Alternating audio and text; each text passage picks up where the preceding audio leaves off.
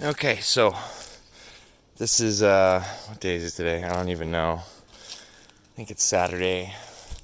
I've got a compost that's overgrowing, very full. It's flowing out over to this pile, and I've been composting that bucket for a little while too.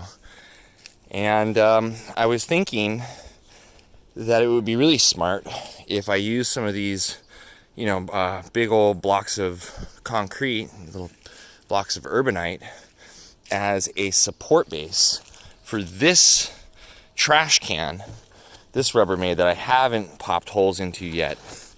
The idea being that I popped a lot of holes on this one, way too many on the bottom. And since I need a new compost unit and I have this cracked concrete mixer that I can kind of pitch at an angle and catch all of that liquid shellate, that I'll be able to capture some of that fermentation that's coming off of the compost dripping down and use it in the garden beds. And so I've got my drill. I'm gonna pop some holes. I'm gonna move a bunch of compost. I'm gonna move this bucket. I'm gonna set up the urbanite, and I'm gonna try to rig this up.